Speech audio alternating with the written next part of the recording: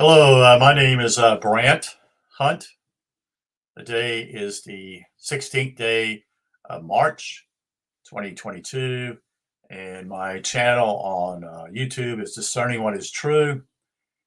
And my talk today is to deal with, well, the whole idea that economic sanctions work.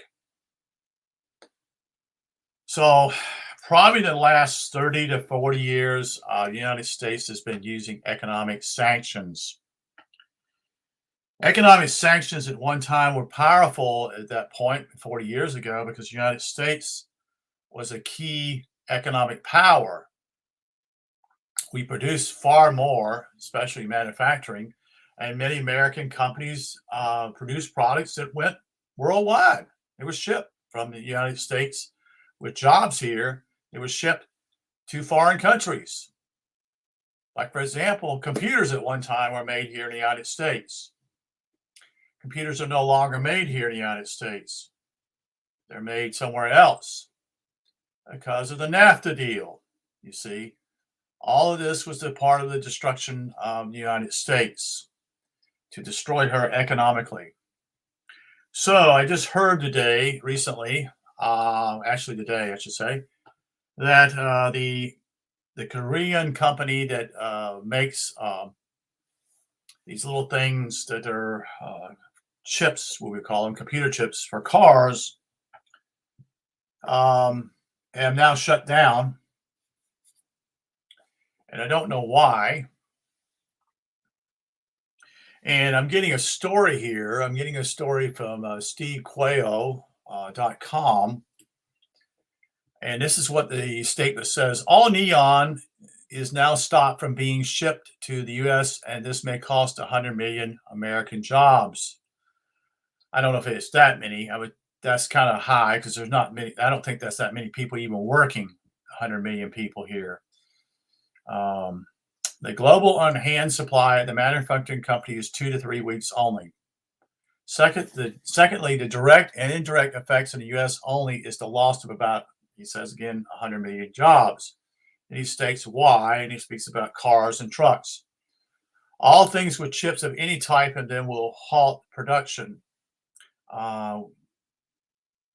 Which he claims that this could stop if an executive order could deal with this. No, he says an executive cannot fix. So here's the point. He says, third point, it takes 26 weeks to process a silicon wafer. And if you stop production, you must also add a 26-week dry spell after starting again. So that's a half a year. So this is the economic, this whole global dependency on other countries that is basically shot ourselves in the foot, is what he's saying. And he's correct about that. He's speaking about an issue that basically at one time we used to make computers here, like I said, and I don't know if we make chips here. I'm sure we did. Intel did. I know they made them, and I'm sure other ones, Celeron, whatever the other company. So this thing is what we call, instead of actually, and I'm not agree with even military intervention too, but this whole idea simply is that the economic sanctions work is a big failure, and it actually costs Americans jobs. That's what it does in the past, and I still believe it still does today. Although the problem simply is now we're dependent upon foreign countries to make certain products for us. And what is little left of the automobile industry here in America, a lot of the cars that are claim they're made here in America, means that some are made in Canada and some are made in Mexico. So there are very few jobs for those who still work in the car industry. And that is probably one of the largest industries left here in America. So, you need to listen to these people because they're basically destroying your country. These guys, these politicians, they're not stupid. They're doing this on purpose. So this whole idea with Ukraine is also with COVID. is destruction of economic power by certain countries. That's what it's all about. It's about destroying um, everyone's wealth. That's what it's about. It's an economic way of destroying people's lives. And people can't add 2 plus 2 equals 4 because simply is when you're dependent upon foreigners to make products, you become dependent upon them. And at one time, this country didn't do that. We never did that. We made our own stuff. I mean, look at the bicycle industry. Where did that come from? What happened? What about the automobile industry? What about the cotton mills and such and such? All that was here. The furniture industry, the same thing. Does it take a rocket scientist to figure this out? Because in reality, simply is we got the wood here. We made furniture for our own people. Sometimes it was shipped worldwide. So what's happened simply is we're no longer the economic juggernaut that we thought we were because simply is we don't have these industries here anymore. And also the cotton industry. Well, why would there be cotton mills here? Well, there's plenty of cotton here in America. See? So why don't you just produce it here? So what's happening simply is that we're so dependent upon foreigners now. There's cotton still grown here, but most of it now is no longer grown for domestic use. It's shipped overseas. Same with the wood industry, the forest products, the tree industry, the timbers. A lot of that is going to China. It's going to China. And they're blaming Americans being such selfish people, you see. And you should be upset with this, you see, because that means less people at work, meaning less and less people actually being able to earn income. So what is it doing simply is destroying this whole interdependency and this whole the ISO type of 2001 also is a part of the manufacturing deal. They were going to be more diversified. Well, diversified meant simply is they were going to buy it from other places instead of not getting it here. You know that many gold and silver mines have been closed here in the United States at one point. Many of the mining industry has been destroyed here in America. The coal industry has been destroyed. You know, you got to have some audacity as Obama comes up, and this is actually almost immediately once he got elected, he said the coal business, the industry is going to be destroyed. What kind of shithead are you? And this is one person who has that type of power. And the next thing you know, he's promoting nuclear energy, which obviously nuclear energy was coal industry is not a disaster, folks. It produces carbon dioxide. It's as simple as A plus B equals C. And the problem simply is that carbon dioxide is what trees live off of. And they produce oxygen for us. So if there's less carbon dioxide, there's going to be less oxygen for people. Connect the dots, please. Think for yourself. Because mankind himself is in a big mess. So people think that when you say carbon dioxide, they think, oh, it's carbon monoxide, which is the byproduct of diesel fuel exhaust or gas exhaust, which is interesting that diesel is far more deadly wise than actually gasoline engines are. And yet the whole idea is to destroy people driving their cars, but yet the trucking industry, their trucks or such and such, they're okay, you see, because it's an industry. They're protected. You see, the government looks out for people who pay them money on underneath the table here. So this is like, okay, so we're going to eliminate, but also not in carbon dioxide. We all are part of what we call a carbon unit. Our body is composed of that. And that's the whole idea is that simply they declared a war against mankind, that he's a ugly, he uses, he wastes such and such. When reality is, hear me, when reality is simply is, we don't need to listen to these people because they're the psychopaths. They're the ones who are destroying the planet because they hate life. They don't see the good that's around. They hate life. They want to destroy it. That's what the Georgia Guidestones is all about. It blames such and such people. Well, okay. Well, look at this. This is an example here.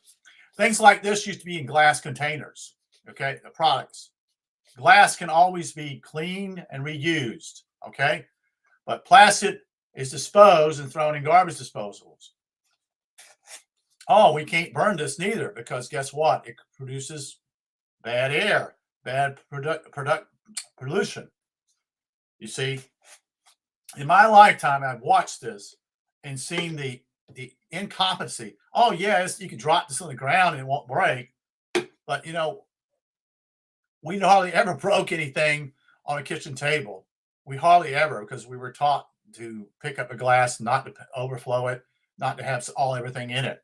So that was just a part of the way you held the glass. But it was all to do, they sold it to Americans as convenience, which is what they've always done, is to fool people. And, oh, this is convenient. I don't have to use glass more. When actually the people were 50 years ago were far more resourceful and not throwing things away. They recycle things, you see. Yeah, I can remember the whole idea of glass, but not only that, also the paper that was used, such and such, it was reusable. The textbooks were not, we would use textbooks in college and high school that were used over and over and over again to cut out costs. Now, those textbooks, every year they are brand new and they throw the other ones away. You see, many things like that. And then simply it was also in glass. It was in glass and didn't cause any harm to anybody. There was no residue at all in that product. You see, it didn't cause any harm to a child if he was drinking out of a milk bottle or a baby bottle because it was made of glass. But not anymore. Everything's made of plastic or whatever in it. There's chemicals in those products. You see? But back to this whole idea of the economic sanctions simply is, it's like shooting the gun, pointing it this way, and actually you're doing this the opposite. You're shooting it yourself. You're destroying your own economy. That's what this is all about. This whole thing is all about that. It's a psyop, yes, but it's a psyop simply is to get you into the plan simply is that less is more. The idea simply is that you're a bad person, when the reality is that those who produce these products make money off of them. Okay? And they go to, guess what? They go to countries that basically produce these things with cheap labor. And what cheap labor is slave labor. That's what it is. And if the United States would have been wise politically, they should have never gave China the most favored nation deal at all. And that's our competition. And people say, well, Jay, why bashing? I'm not bashing Chinese. I'm not bashing them at all. They're just trying to survive, just like all of us are on this planet. And that's why a lot of this basically, and maybe in some ways, as I'm stating this, is that we need to get back to the land. You need to forget about certain things simply as of this nation. I'm not saying these modern conveniences are not good, but I'm saying simply is that we ourselves, that our future has been destroyed because there are people out there who hate our country, who live here, who hate what we do or hate what we're trying to produce in this country. So they want us to be more dependent. Most of these products that were made here in America were invented by people who did not have an education. They were what we call inventors. They didn't buy into the system of what we call more education makes you smarter. No, more education means simply you just repeat the same old answers that you were told many, many times. You just regurgitate what you're told. Well, your animal can do that, folks. Animal can't think. It has instinct. But the problem simply is you can always train an animal to do certain things. And that's what they're doing with us. We don't even think on ourselves. We can't think, why is this happening? What's causing this whole destruction of the world? And it's worse now than it ever was before. Why are we like here? I live here, not that many miles from here. They just simply a bulldozer comes out and just cuts all the trees down, and then builds a big, huge bonfire. You see, but they see they get away with this. See, this is what I'm trying to say. This is corporate greed. So they build this stuff, tear down all the trees. They don't leave the young trees out there to grow. They cut it all down, all of it. That wasn't done 50 or 60 years ago, folks. That's part of Agenda 21 also. So what we're doing is simply we're making life less sustainable on this planet than it was before. Companies, when the past would build products that would not endanger people's lives in the 1920s, the 30s, and 40s, but today it doesn't matter because they're no longer responsible. They no longer are held accountable for what they do. So if they make something like, say, this plastic piece here, or rubber, or whatever, it can have chemicals in it. And it can be destructive. And it can cost more to do this and make this product by destroying it. You see? And so it's just like stupidity of all time. Like, for example, these quote unquote windmills they're building. You know, the windmills in Holland are built for a reason. It's used to pump water. So somebody got a bright idea and said, well, let's do windmills, the modern ones now. Let's just quote unquote make them so they will produce electricity. The problem simply is that wind blows only a certain time of the day and depending on certain regions, and it's not efficient. It costs more to build those windmills than it's worth. Meaning that the cost, in other words, you have it out there. Let's just say, for example, it costs $1 million, okay? But it only produces about $200,000, $300,000 worth of energy. So it's inefficient. It doesn't work. Same thing with what I would call these solar things that put on people's houses. Well, see, half the day, there's no sun out. And also on cloudy days, there's no sun. So is it worth putting $30,000 worth of this type of stuff on your house? And when reality simply is, how much does it save? In 10 years, think about it. This makes no sense. In 10 years, say someone spends $30,000 for those things, put on their house, and in less than 10 years, probably 5 years or 6 years, they're no longer worthy of being up there because they're inefficient. I mean, it doesn't make it's not even common sense, folks. And these are companies that make this product that are made foreign. They're not made here. They may be put together here, but they're not made here. And they're actually, again, probably what we call chemicals are in them. So where would they be thrown at when they're totally useless?